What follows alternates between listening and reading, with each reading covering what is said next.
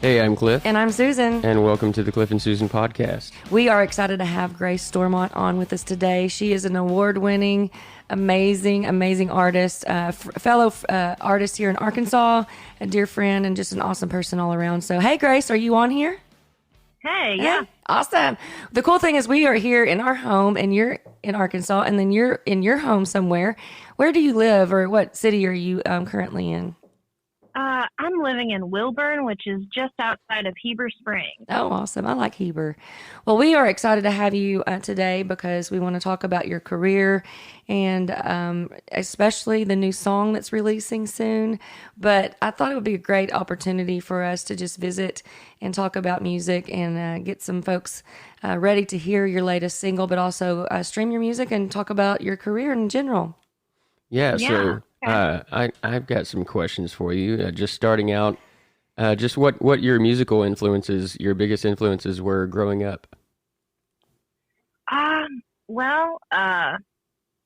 guess first, I guess I started in church, so a lot of Alison Krauss because she did a lot of gospel. Then as I grew up and I moved to Mountain View and got more in the folk scene, I listened to a lot of Gillian Welch, Sarah Jarosz, Willie Watson, folk singers like that. Yeah. Awesome. And Willie Carlisle he's a local artist, kind of. He's been a big influence of mine as well. Okay. So for those, we're going to play one of your songs today for everyone who listened to this podcast. But your songs and style, if you had to describe your style and tell us like what instrumentation, because you have the banjo that I think is so cool, and I know you specifically play it a certain way. Well, and yeah, because you kind of have that claw hammer, maybe I guess that's what you call it.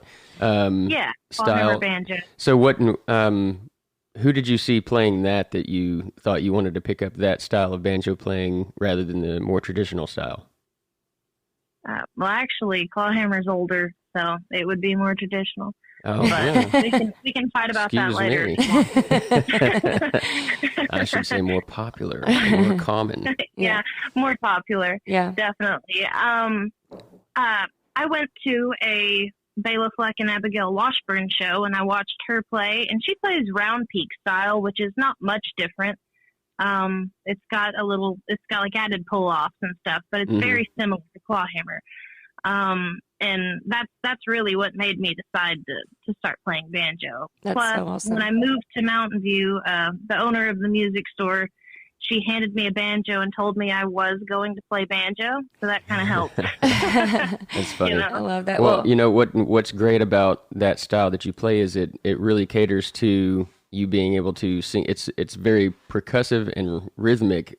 Not that the more popular or more common banjo playing isn't, but it just caters really well to being able to play. Even a solo show, just you, a banjo, and singing.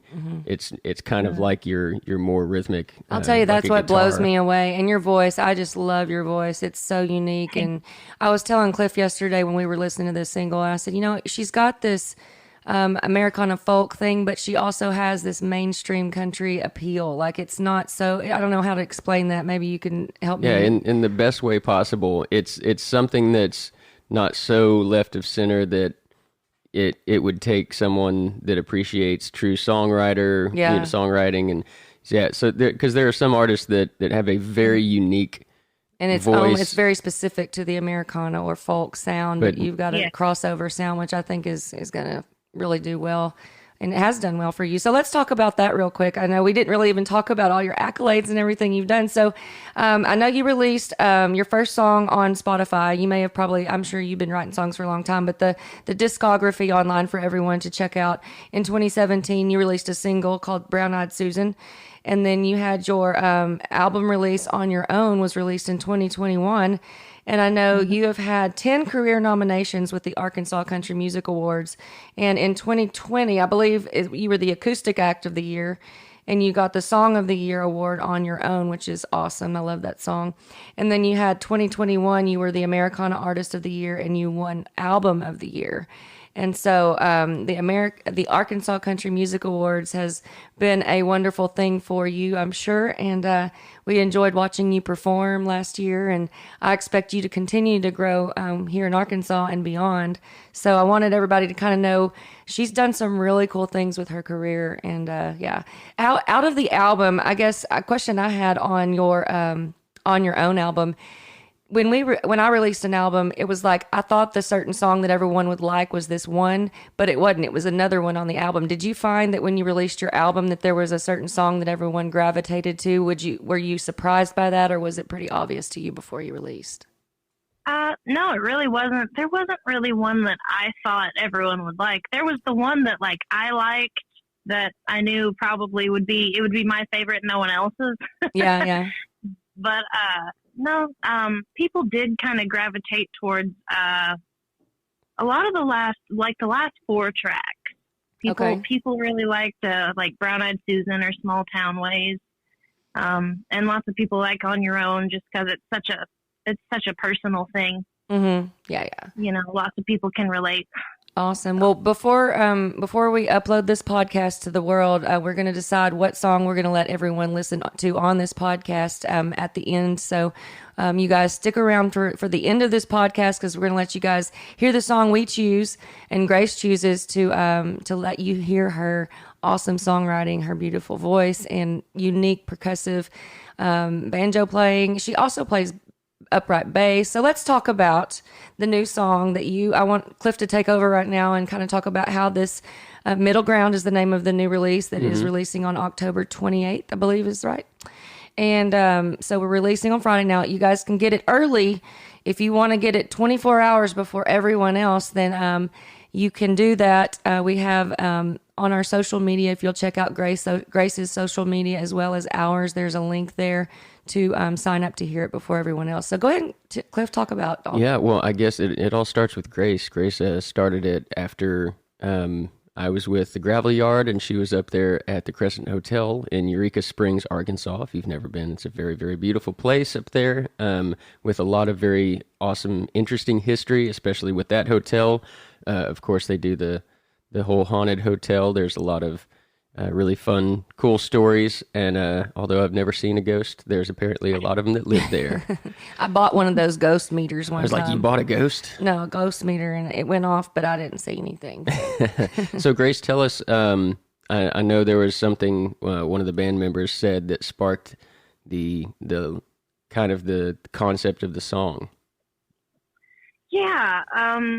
So we were waiting somewhere in lots of the hotels in Eureka have like restaurants. We were waiting at the restaurant, and nobody was taking our order. And Chris Denny, he's the one. He said, "Well, I guess we're the ghosts here," because nobody was paying any attention to us. So later on, I just kept thinking about that, because I was like, I'm going to use that in a song. I'm going to use that. And the next morning, I woke up and I went and I sat in the bathtub. Just, I don't know why. As one does, yeah. As one does, just to contemplate, you know. But I took my banjo and I don't know. In the bathtub? Like, did you take there wasn't even any water. She just sat in the bathtub. Water. Oh. No water. I was just sitting in the jacuzzi. Yeah. Oh, Lord. The bathroom acoustics are just the best. Okay, I get that. Okay. All that style, you know. But yeah, and I guess the chorus of that song kind of just came out. Awesome. And then at what point did you decide, how did it come and turn into the duet that you guys wrote together? I don't know that story. I don't know if I do either. Me neither, but I'll make something up. I don't know. Well, we obviously I wanted to write with Cliff. Awesome. Well, and I was very honored to co-write with you. We've, before we ever did any co-write, we talked about how much we liked your style and your writing. So it was a pleasure for you to reach out to me. And I guess you were the one that reached out to me, or I can't honestly remember well, how we'll it all figure out came how to be. tell that story later. Yeah, we'll figure it out. We'll come up with something that sounds good. Well, we've always been, our paths have crossed a lot, and you've come and played at Porch Fest on our porch. Yeah, so Grace came to the studio here at Big Red Dog Productions, and she came to the studio, and we kind of started writing it. I think we almost got the whole song done in that writing session, aside from tweaking a line or two. And I think maybe it took 2 writing sessions. I think the next time you came back, we had written that like little intro riff, and we just kind of laid that down. Got you in the booth and recorded the banjo, and you helped me record. I put you at the board, made you push some buttons and record the acoustic part, and then we kind of... Well, she did the upright bass, didn't she? Yeah, we sat on it for a little bit, and then we kind of... Because we didn't know what we were exactly going to do with the arrangement, and didn't know how big or what we wanted to do with it. I know if you listen, there is a line that you said, rattle these chains and give them hell. And so I used a little tambourine. Oh yeah, the action. Rattle these chains and give them hell, and then you hear this. So let's talk about this. I want to ask you if you were to give me some adjectives on what, because I know what it makes me feel like, but maybe some adjectives about what this song's mood is like. To me, it's got a haunt. Obviously, it's kind of a ghost setting. It's a little haunting, haunting. I don't know. It gives foreboding. It gives me a nostalgic feel of, and maybe that's what I was gonna say. Nostalgia. Yeah, and obviously it's kind of thinking in the past. The storytelling and the writing has got it used to be, and now it is. Yeah, I think there's a lot of interesting interpretation to the song that you could. It might be implied to you, but not to someone else. I don't know. I think people could take the song a number of ways. I know I have my take on what middle ground means. A couple of takes on the song and where my head was when we were writing, and I know you've got probably your completely own unique take on it. So I have a couple. Yeah.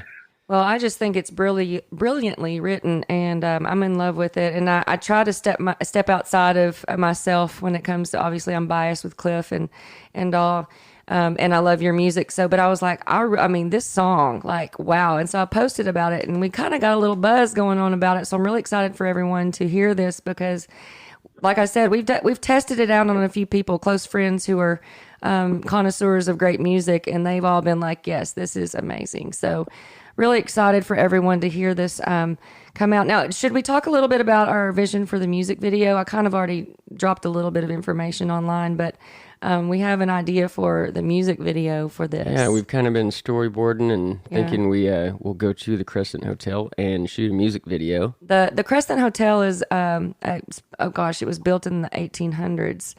It's over 100 years old, more than, I forget what year it was built. I think they still dig up jars in the yard with body parts. No, not body parts. No, I'm not kidding. For body real. parts? Oh, for yeah. real? Yeah. I thought it was medicine jars. It's medicine No. Did you not see do you not follow their TikTok? Okay, then I don't know what I'm talking about. However, they do have a TikTok. Now, the Crescent Hotel in Eureka Springs, first of all, Eureka Springs has such a great history. It's amazing up there. It actually, even though I'm from Hot Springs and everybody likes Hot Springs, I love Eureka Springs more. I love, as far as my favorite city to visit and like vacation in Arkansas. The first word that comes to mind to describe it is quaint. Quaint. I just it looks, especially in the wintertime when it's a little bit of snow on the ground, it literally looks like a village scene that you would see in what they make those little Christmas decorations. Yeah, the little Christmas collectibles. It looks like one of those. And I've done the haunted tour, and they have a lot of history, intertwined in the haunted tour when you do that at the Crescent Hotel. And so I learned a ton last year, a couple of years ago when I went to that, and they have the downstairs area where the basement, the basement and that chamber, and it's crazy. It used to apparently be a surgical room or something like that they were saying. But so anyway, that's enough about Crescent Hotel. But point is, it's really cool, and we're thinking will be the setting, Eureka Springs, around the Crescent Hotel, and tell a story within that with that in mind. So, what else can we ask? You had a couple questions. Yeah, I wanted to ask, kind of the quintessential, like with Susan and I going everywhere, we run into, gigs that we were like, man, I can't believe this turned out so well, and this was the best gig we've ever had. And then sometimes we'll get somewhere and like, why in the world are we here? And I'll ask Susan, what did you do? How did you why get did us you here? book this?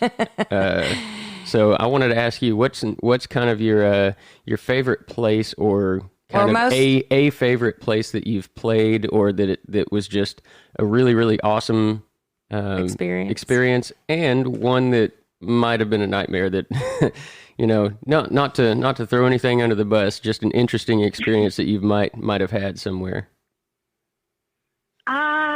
Okay. Dang, I've done a lot of cool stuff. So yeah. Well, maybe just in general, talk about what you like.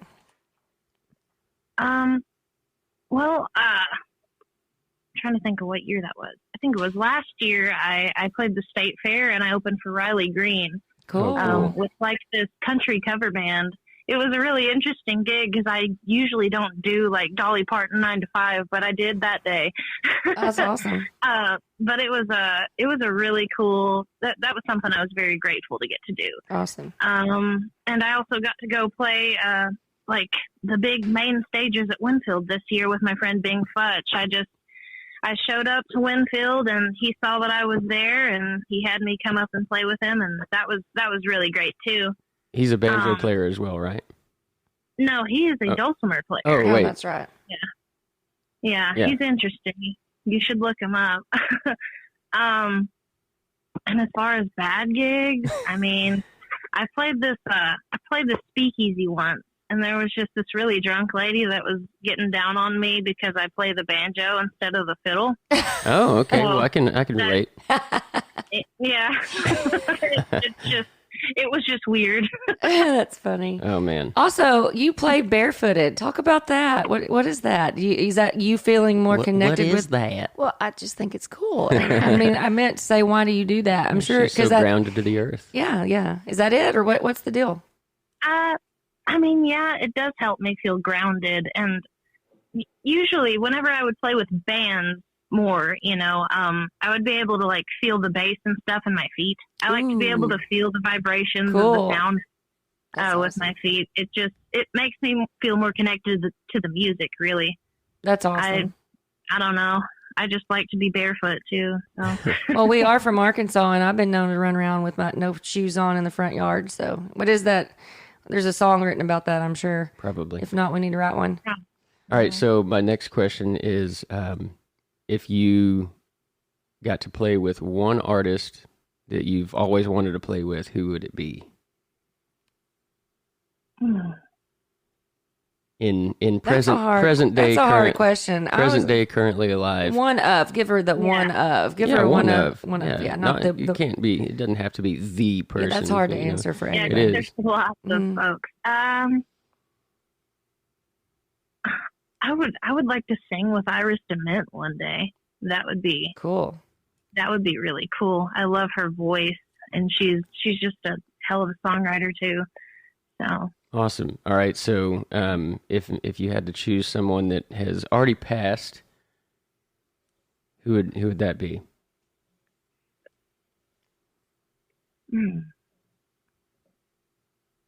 Gosh, that's a hard question. Yeah, that is a hard question. Yeah, welcome to the Cliff and Susan podcast, where we ask very hard-hitting questions to musical artists and put them on the spot. Yeah. I don't know. Maybe I'd really like to. This sounds weird, but I'd like to play banjo with string bean if I could. Yeah, that's cool. That's a good answer. I like it. Awesome. Well, as far as your influences and style and everything, I mean, I just love it, and we're so proud to be a part of this journey and this next single that's called Middle Ground. We're going to choose a song for you guys to listen to. Stick around. We're about to show you guys and let you listen to this wonderful artist, and Grace thank Stormont. you, Grace, for joining us this morning on the podcast. So yeah, and I think there was one more thing. How do we, how can everyone find you? I know you've got a website we're working on to get that out there, but on your social media, Facebook, Instagram, what do you normally, point someone to follow you online? Where would that be? Well, I got hacked, so a lot of that's gone. Oh, no. But I do still have my Facebook page. Okay. So you can find me at Grace Stormont Music and on Facebook. That link will be included in the description of this podcast, so you guys can just go click on that. And also make sure you sign up to hear this song 24 hours before anyone else, the new song Middle Ground that was co-written by Cliff Prowse here and Grace Stormont. Thank you so much, Grace, for being on. I could interview for you for a whole other hour, but we're going to make this one short so everybody can consume it, get to know you a little bit. I'd love to have you back on. You guys make sure you stick around. We're about to head into this song by Grace Stormont.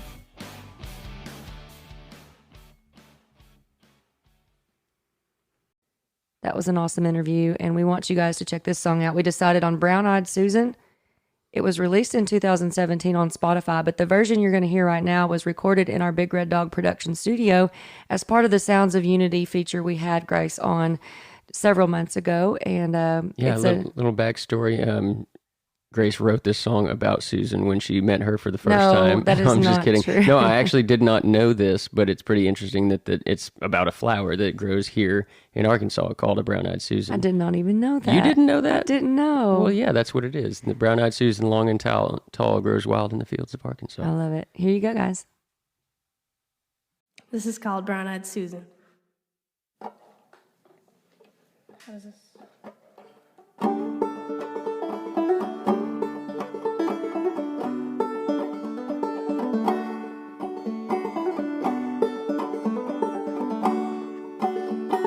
Brown-eyed Susan, long and tall, grows wild in the fields of Arkansas. Petals yellow as a harvest moon remind me that autumn will be here soon.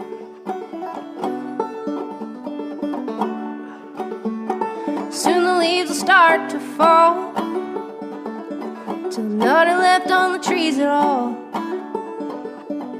Everything will start to change, and nothing will stay the same.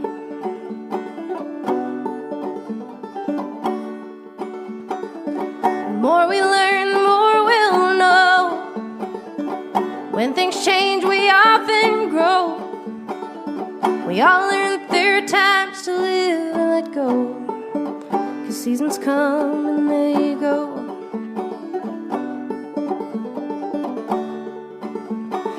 Winter comes and it brings snow to bury all the things we know. It'll cover the hills in a sheet of white that glistens under the cold moonlight. The trees all standing rugged and bare, lifeless and frozen in the winter air. Oh, how we'll long to see the sun. Oh, how we'll long for spring to come.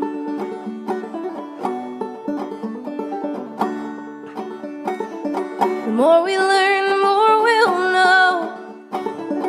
When things change, we often grow. We all learn that there are times to live and let go. Seasons come and they go.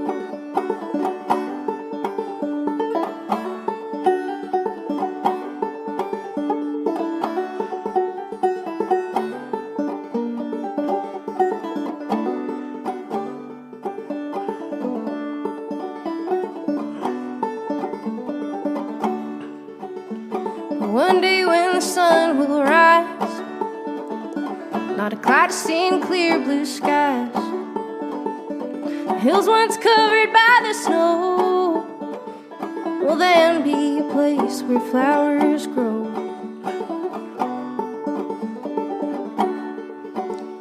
The trees will stand tall with leaves of green, not an empty limb to be seen.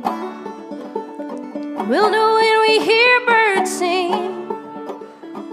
There's a season for everything. Oh, there's a season for everything. The more we learn, the more we'll know. When things change, we often grow. We all learn that there are times to live and let go. Seasons come and they go. We all learn that there are times to live and let go. Seasons come and they go. Brown-eyed Susan, long and tall, grows wild in the fields of Arkansas. Petals yellow as a harvest moon remind me that autumn will be here soon.